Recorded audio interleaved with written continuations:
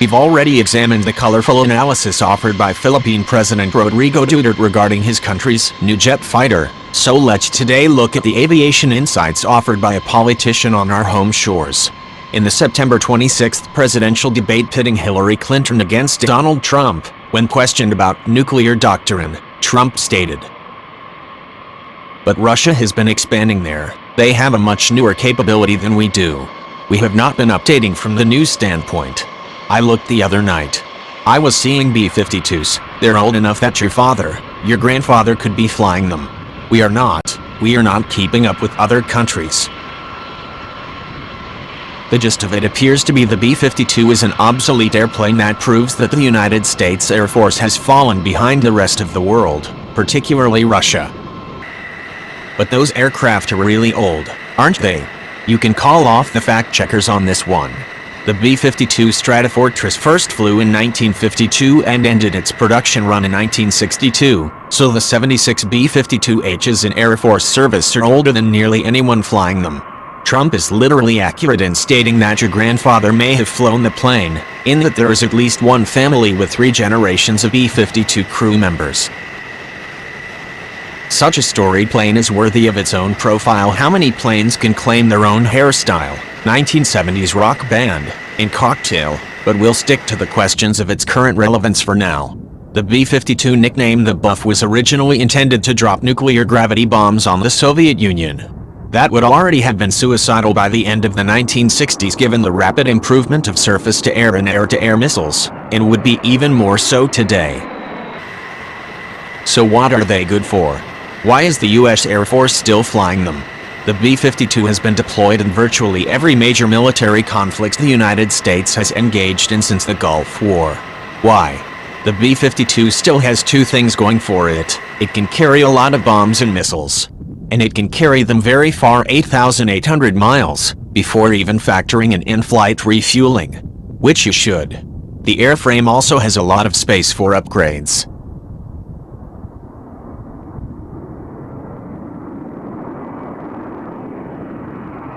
So basically, it's a long-distance bomb and missile truck. What if the target has air defenses? Then each B-52 can lug up to 20 AGM-86 air-launched cruise missiles, which can carry both nuclear and conventional warheads, across oceans and launch them from hundreds of miles away. If you need to surge a ton of firepower somewhere halfway across the world from the nearest airbase, the capability is there. But B-52s often haven't had to use expensive cruise missile because most of America's recent opponents, such as the Taliban in Afghanistan or ISIS in Middle East, don't have the powerful surface-to-air missiles necessary to shoot at a B-52 flying at high altitude. B-52s loaded with 12 JDAM GPS-guided bombs or 4 to 10 GBU laser-guided bombs can orbit over battle zones, awaiting close air support requests from troops on the ground. Of course, a jet fighter can do the same job, but fighters have shorter range and can't loiter overhead for nearly as long. When the United States intervened against the Taliban in Afghanistan in 2001, it was B-52s and more modern B-1s flying from the United States lugging precision-guided bombs that dropped much of the initial ordnance because the U.S. Air Force did not yet have local air bases from which its fighters could operate from. I heard they'd be a great way to carpet bomb ISIS. Carpet bombing involves dropping hundreds or thousands of unguided bombs to carpet the target area. It's an indiscriminate technique which does have a nasty shock effect. The B-52 is certainly capable of it. It can carry 51 conventional 500 or 750-pound bombs, or around 40 cluster bombs. B-52s did perform low-level carpet bombing attacks against Iraqi troops stuck in exposed defensive positions in the middle of the desert during the 1991 Gulf War. However, the Air Force is uninterested in carpet bombing today. It only works against densely concentrated targets, which certainly is not typical of the opponents it fights today. It also produces tons of collateral damage and couldn't be employed near civilian areas without causing heavy civilian casualties for minimal military benefit. Carpet bombing during World War, even on the occasions it was militarily effective, produced disproportionately civilian, and at times even friendly, casualties. Blowing up an ISIS-held city would clearly be a war crime, and if that isn't enough to dissuade, then the obvious political and military consequences should be. So what else are the buffs good for? Being able to fly over great distances for hours is very handy for patrolling and interdicting large bodies of water. Think of the vastness of South China Sea, the control of which is contested by China. B-52s may not have the same sensors as the dedicated maritime patrol planes operated by the Navy, but some have been equipped with lightning and powerful Dragon's eye surface search radar pods which can detect and identify vessels. Some have also been modified to carry 8 AGM-184 Harpoon anti-shipping missiles, the latest version of which has a range of over 160 miles. So B-52s could play a useful role in a maritime conflict. Now that we're back to talking about the B-52 as a sort of missile truck, there is even talk of using them as flying arsenal planes, possibly even to carry anti-aircraft missiles. Insanity, you say? Hear this one out. US fighters are limited in the numbers of air-to-air missiles they can carry, particularly stealth fighters. This could be a problem if faced by a numerically superior force. So instead, stealth fighters could ride point and use their hard-to-detect active electronically scanned array radars to spot approaching enemy aircraft, and then use data links and networking to relay that data to another platform such as a ship or an arsenal plane such as a B-52 or B-1 loaded with dozens of very long-range air-to-air missiles. For now it's just a theory and one with its limitations, particularly if the other side has stealth fighters. But it's one the Pentagon is actively considering. Enough with missiles, let's talk about one last application of the B-52. It serves as a highly visible means to make a show of force. Aircraft remain one of the more vulnerable ways to deploy a nuclear weapon when compared to ballistic missiles launched from submerged submarines or silos deep underground in the United States. But the latter two systems are hard to show off, whereas you can deploy a B-52 closer to a crisis zone and have it perform overflights to send a clear threatening message. Silly diplomatic posturing of no military value, you say? In fact, a report recommends that the Air Force retain its nuclear weapon capabilities primarily on the basis that it is a stronger means of communicating a threat posture when compared to other methods in the nuclear triad. Nobody actually wants to use nukes. The hope is that they will dissuade opposing countries from aggressive courses of action. So, you can occasionally see reports of B-52s conducting overflights of airspace claimed by China over the South China Sea or a flyby of North Korea after a nuclear test. Just like the incidents where Russian Tu-95 Bear bombers buzz by the coast of England or California, the B-52's indiscreet character actually better serves the political purpose of the flybys. Doesn't the metal in the airframes wear down? What about the ancient avionics and engines? This is a consideration. But don't worry, the Air Force is confident its B-52s will remain airworthy through 2040 and possibly longer. This is thanks to the B-52's robust and conservative design, which allowed more tolerance for stress than later, higher-performing aircraft. Also, it's because the Air Force has invested billions of dollars in keeping the B-52 airworthy and up-to-date. Nonetheless, the avionics are old. A New York Times article described the old hydraulics and wiring, and glitchy, outdated computer systems that still remain in the B-52 despite various upgrades and add-ons. But the Air Force is spending $1.1 billion upgrading the buffs with its Connect avionics upgrade, including modernized displays, communication systems, and data links for networking with friendly forces. It will also soon install the new internal weapons bay upgrade, which will allow it to carry additional guided weapons in its bomb bay. The bay would carry 8 additional JDAM-type weapons, or even allow the B-52 to deploy miniature air-launched decoy, MALD, missiles which can confuse enemy air defenses and even deploy radar jamming systems.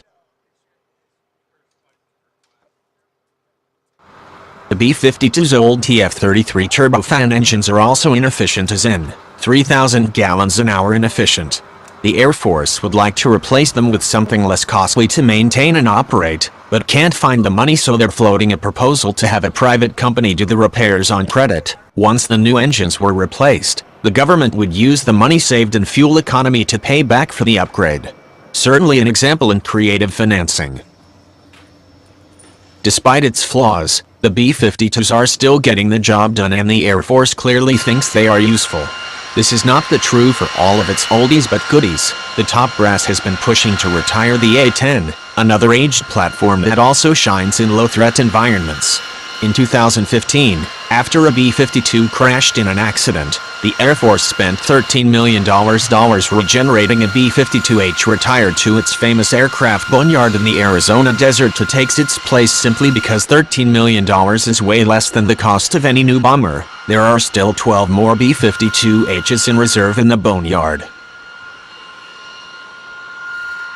Don't we already have better aircraft to replace the B-52? The Air Force does operate two more modern bombers, the B-2 Spirit stealth bomber and the B-1 Lancer. But neither is poised to completely replace the B-52. The B-2 Spirit is a stealth plane, which means it has a good chance of penetrating enemy air defenses. That's highly useful against a peer opponent, but there are only 20 of them in service. They are somewhat temperamental, and they cost $135,000 an hour to fly and maintain, almost twice the flying cost of the B-52.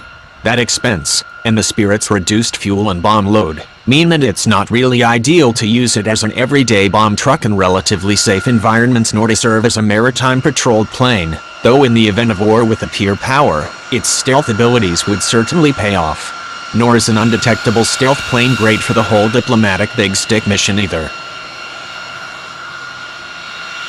The B-1B Lancer, on the other hand, does perform largely similar missions to the B-52, and it can carry more munitions, fly 25% faster, 830 miles per hour, and with less visibility on radar. But in today's air defense environment, it's still too visible to be a proper stealth plane, and too slow to avoid interception. So even though it's better than the B-52, the Air Force still would be reluctant to send it into well environments. In the end, the B-1, popularly nicknamed Bones, have been used quite effectively to deploy laser-guided bombs and cruise missiles from high above, just like the B-52. The B-1B is generally superior and has a lower operating cost of $60,000 an hour compared to the $70,000 required by the B-52, though it's also hampered by a lower availability rate. In the end, because the Air Force maintains only 63 B-1s, the B-52s fill in when the Lancers are unavailable, or simply need a break, which is how B-52s came to be deployed in the fight against ISIS earlier this year. But what the future? The Air Force just announced this year they are going ahead with the procurement of the B-21 Raider, formerly known as the Long-Range Strike Bomber. The B-21 is a stealth aircraft that rather resembles the B-2 Spirit. The idea behind the new B-21 is to have a long-range bomber that can cross oceans and operate undetected by powerful air defense radars deployed by China and Russia, including low-band radars normally more effective at detecting stealth planes. It'll be absolutely huge, though only figuratively. It's thought to be slightly smaller than the B-2. The B-21s are priced at over $500 million apiece before the inevitable cost inflation, so you certainly can't say the Air Force is failing to invest in new technology, though some argue the Pentagon should have negotiated a final price that's less furtive than the aircraft. But doesn't Russia have a much newer capability than we do? Russia currently operates three types of bombers: the speedy Tu-22M3 Backfire, the even faster and larger Tu-160S Blackjack, and the Tu-95 Bear, all capable, Cold War-era designs. However, none of them are stealth aircraft capable of penetrating enemy air defenses like the B-2 or the forthcoming B-21. The swing-wing Tu-22M3 can fly over 70% faster than the B-1, but at the expense of carrying much less armament and fuel. Speed has not proven a sure defense for the type. One was shot down by Georgian surface-to-air missiles in 2008. The massive Tu-160 is a sort of swing-wing mega-bomber. It can attain Mach 2, can fly even further than the B-1, and can carry nearly as much weaponry. They are also extremely expensive to produce, maintain, and operate. Russia only has 16, many of which are not currently in flying condition. Like the B-1, though it has a reduced radar cross-section, it's not a plane that wants to be anywhere close to enemy air defenses. Finally, we come to Russia's 60-ish Tu-95SMs and Tu-142 Bears, which basically serve as Russia's B-52s. The Bear is just as old. First flight in 1952, it's assigned roughly similar missions: maritime patrol, lugging cruise missiles, scaring foreign countries, and it does them pretty well. But the propeller-powered plane is nonetheless slower, intolerably noisy, and carries less than half the bomb load of the B-52. To round it out, the only other heavy bombers used in extensive numbers today are China's 120 H-6S, upgrades of Cold War II 16s with inferior range and payload compared to the B-52. Could this new capability be referring to something other than bombers? Russia indeed has come out with a lot of new weapon systems recently, but in the air, it's largely a game of catch-up. Russia's new Su-35, which is in limited production, may arguably have an edge over the F-15 Eagle, which entered in service in 1976 but not the F-22 Raptor stealth fighter. Russia is developing its own T-50 stealth fighter. The 12 currently on order would give Russia 1/10 the number of Raptor stealth fighters the United States already possesses in operational units, without counting the newer, though less capable, F-35s. Arguably, in ground warfare technology that Russia has made some bigger strides with its new T-14 Armata tank, of which 100 are on order. But for now it relies primarily on thousands of T-72s, upgraded versions of the type devastated by U.S. ground and air forces in the 1991 Gulf War. Russian missiles do appear to have daunting capabilities, including the upcoming sea-launched Zircon missile, the S-400 surface-to-air missile, and the Iskander short-range ballistic missile system, the latter a weapon type the Russians rely on more because they can't assume air power will do the job for them. And of course, Russia still retains the capacity to bring about a nuclear apocalypse with intercontinental ballistic missiles, just like the United States can.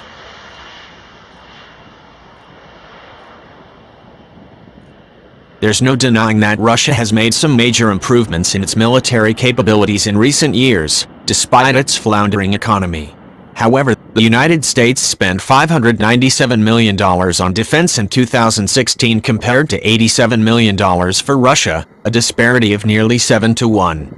In many cases, even when Russia has developed promising new technology, it can't afford to deploy it in significant quantity.